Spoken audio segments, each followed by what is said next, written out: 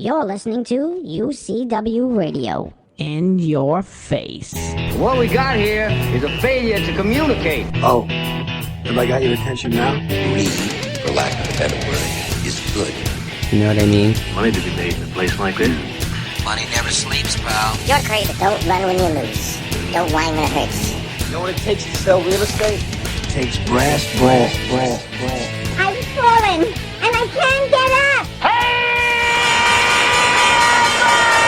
All right, welcome to Money Never Sleeps, the show where we talk about anything and everything that impacts the flow of money from around the corner to around the world. And we're in a post-election phase right now. The people have voted. The people have spoken. And the 45th President of the United States of America has been elected. We're moving from a Democratic regime to a Republican regime, top to bottom. And let me first congratulate fellow New Yorker Donald Trump on being elected our next president. And as many people are not happy about this, I'm actually happy about it. I believe that we need change. Now, I'm not saying that President Obama didn't invoke change in the country. He did, and he tried launching some actually ambitious projects that just didn't land the way they were supposed to land, and I can't fault him for that. You know, and one case in point is Obamacare. You know, it's something that, you know, you're trying to push through, and you have the best intentions, but things don't work out the way you want them to work out, and that's what has transpired here. And that's just the way it is, and I'm sure that's going to be revamped along with a lot of other things. But, you know, in this country, we need change. We need to kind of, you know, with the entitlements and everything else, we need to induce growth within a lot of sectors in this country. One in particular being manufacturing. Because manufacturing, you know, this country went from being a manufacturing country to actually being a service country. Okay, and the United States is it is the biggest company in the world. Okay, because, you know, we're this is all about business. It's all about capitalism. You know, and when you're increasing business and money is flowing, you're able to do more good. You're able to actually go and have the society actually go and fund programs and so on and so forth, as opposed to the federal government or local government having to fund all these programs. So I think it's going to be interesting when he does take office. You know, one thing that I am happy about, that you're going to have the likes of people that, you know, I respect, like Rudy Giuliani. He's going to have his shot in the sun.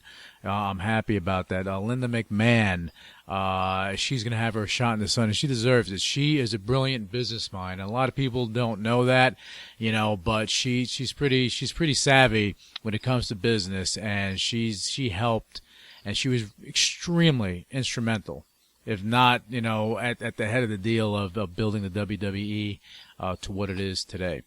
You have Carl Icahn, and of course you have Steve Mnuchin. He's right there on top of the charts when it comes to, I believe, to be appointed Treasury Secretary. And then Wilbur Ross, you know, there are talks about him as well. You know, so it's going to be interesting with the talent that Donald Trump is going to have access to. And it's going to open up a lot of opportunity for businesses, for entrepreneurs to actually grow and flourish. Now, what is going to happen, you know, with imports? I'm assuming that there's going to be a higher tariff on imports, and that's going to induce more made in the USA deals, which is, you know, we need to do that. We need to grow that. We need to, you know, focus on technology and innovation. You know, we have some of the smartest minds, you know, in the world, in the United States, and they're creating magic. We need to actually embrace that and create the opportunities for them to actually expand on this. Doesn't mean that I think that we should isolate ourselves from the entire world. No, you know, but I think we should be leaders in the innovation. and leaders in the world economy as we have been, and actually go and create a format, whatever that may be, where we can take full advantage of it in a positive way and have a greater impact on the future of not only the United States but of the world. Okay, I know that in the Trump administration, and they've been speaking about it a lot, some of the beneficiaries are going to be the energy companies if he implements what he's setting out to implement, as far as opening up the coal mines again, and you're going to have coal companies, natural gas companies, fracking companies, basically benefiting from what's going to happen, and it's going to be pretty interesting.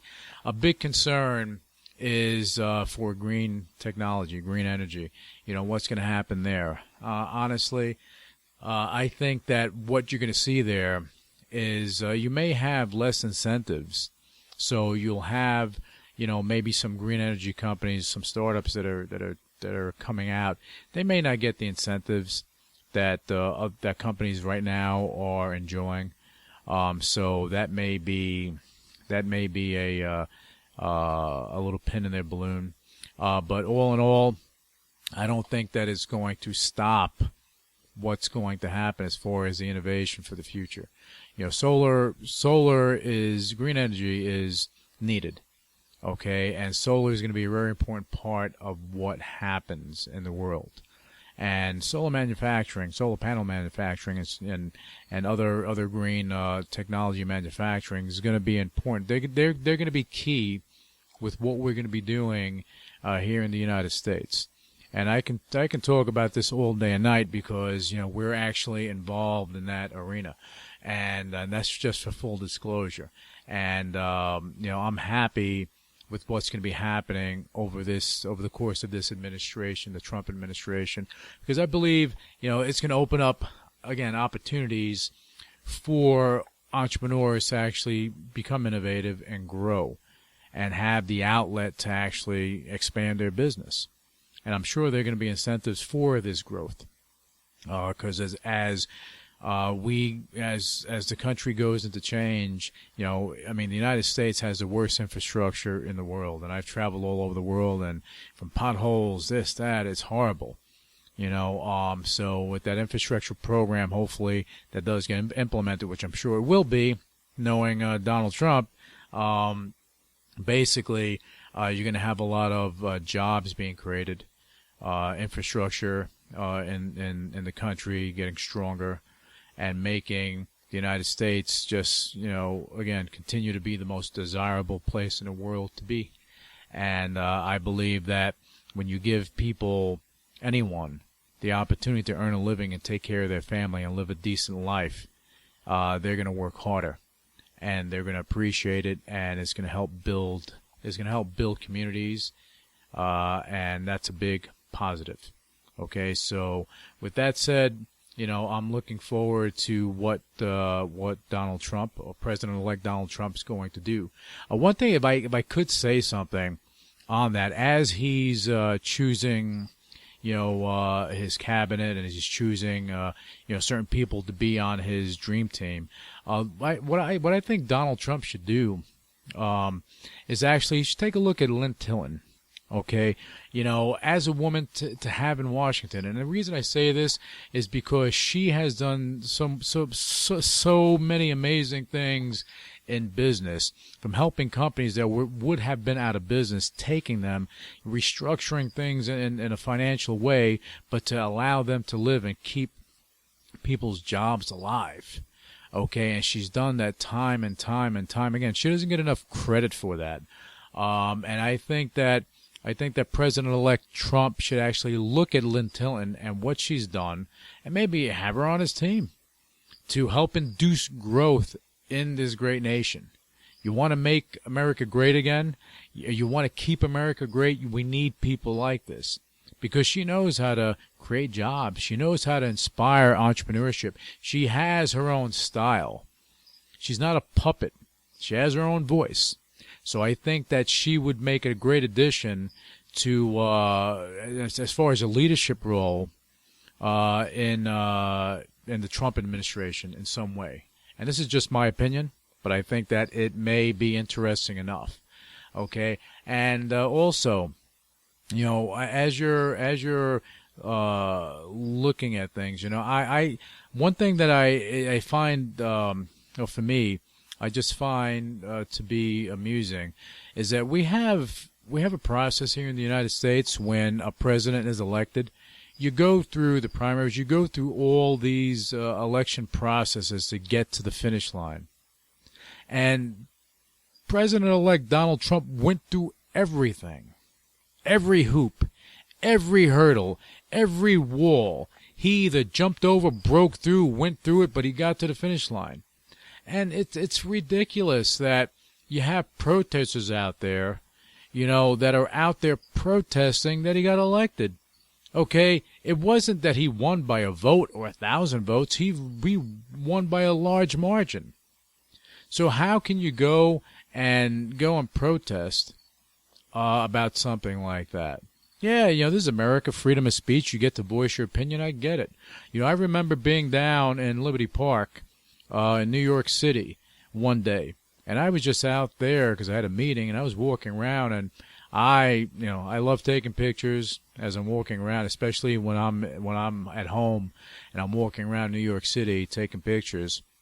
And I was just down there, and I saw maybe like 15 kids, okay, and then I saw a couple of cameras down there, and I didn't know what was going on. I saw these kids holding up signs, and it was like anti-Wall Street, and I'm in a suit and everything. I'm like, okay, you know, all right, you're looking for a change. Okay, I get it. You have the right to protest. So I took some pictures, and within a couple of days, that turned out to be a big movement. And that movement, it amused me because you had kids protesting and against Wall Street and the establishment, so on and so forth. But meanwhile, they're doing it and they're crying for jobs. But they're doing it with a Starbucks in hand and a Fendi purse around their shoulder. You know, so you know, how bad is it really? How bad is it? And now I see this happening again with these protesting against Trump. You know, people think that Trump is a Republican and he's this, he's that. You know, what he's done is create a movement for change. Okay? Because I promise you this, that he's not looking to be a certain way. He's looking to be who he is, and he's looking to change things. Just like when we, you know, with what I do, you know, we restructure companies, we rebuild and make them better. It's the same thing he's going to do. And he's a master at it.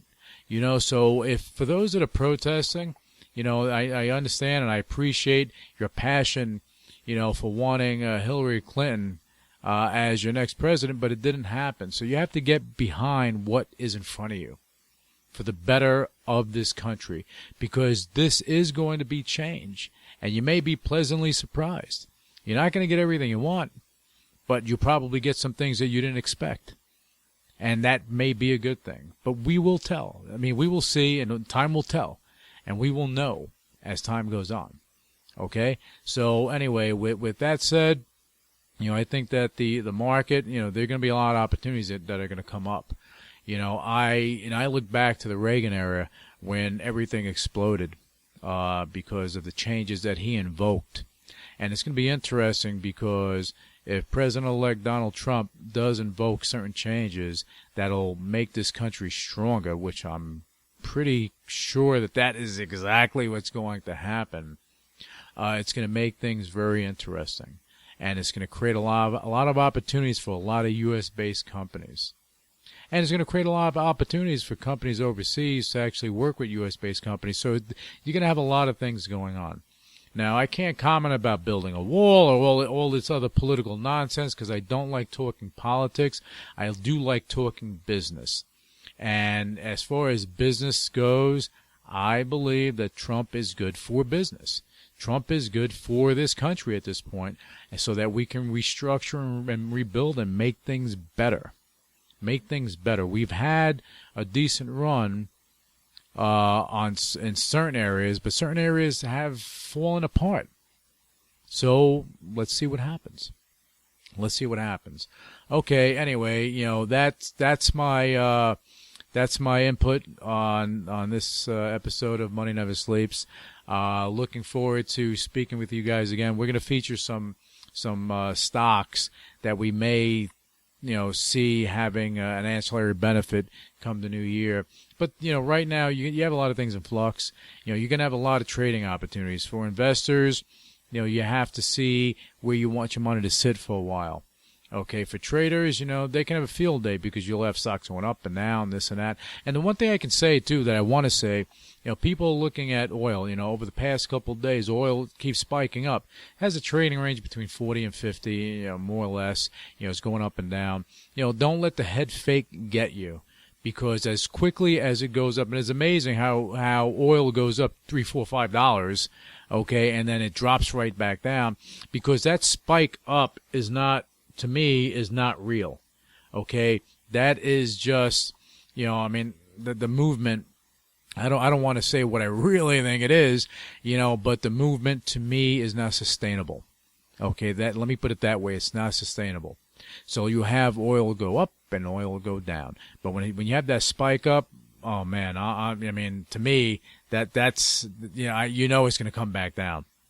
But you'll have this trading range between 40 and 50 for a while, and they'll create a lot of opportunities for those commodity traders out there. That I do know. Okay, other than that, you have to look for opportunities. You have to cherry pick your opportunities. And I believe technology is going to be very interesting. Manufacturing is going to be interesting. A lot of companies like Apple, Google, so on and so forth, Facebook, they do a lot of business overseas. Okay, so they have a lot of money overseas. So if they're able to actually repatriate those funds without getting the penalties, that's going to induce a lot of growth in the United States, going to create a lot more jobs in the United States. And especially if the taxes are reduced as is stated, which I'm pretty sure is going to happen, it's going to induce more growth. So I look forward to seeing what's going to happen. And, just look for those opportunities out there, people, because they are going to be there, and they're going to be fast and furious. Okay, on that note, I want to thank you for listening to the show, and I'll be back with you for another episode of Money Never Sleeps. And again, I'll be touching on some other stocks and so on and so forth, and giving my input. And again, it's my input and my opinion. Anything that I talk about on this show, I do advise you to consult with your advisor before making any moves on anything, because it is your money. Okay. Anyway, you guys have a great trading day, and I'll be back with you next time. Thanks for listening. Initiating shutdown sequence. You're listening to UCW Radio. In your face. What is your major malfunction? So let it be written. So let it be done. Ladies and gentlemen, my mother thanks you, my father thanks you, my sister thanks you, and I thank you.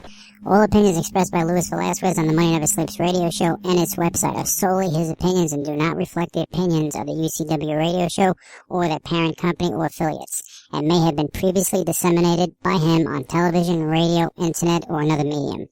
You should not treat any opinion expressed by him as a specific inducement to make a particular investment or follow a particular strategy, but only as an expression of his opinion. His opinions are based upon information he considers to be reliable, but neither the UCW radio show nor its affiliates, parent companies, and or subsidiaries warrant its completeness or accuracy, and it should not be relied upon as such. The UCW radio show, Louis Velazquez, its affiliates, parent companies, and or subsidiaries are not under any obligation to update or correct any information provided on the radio show or on the website. His statements and opinions are subject to change without notice. No part of his compensation from the UCW radio show is related to the specific opinions he expresses.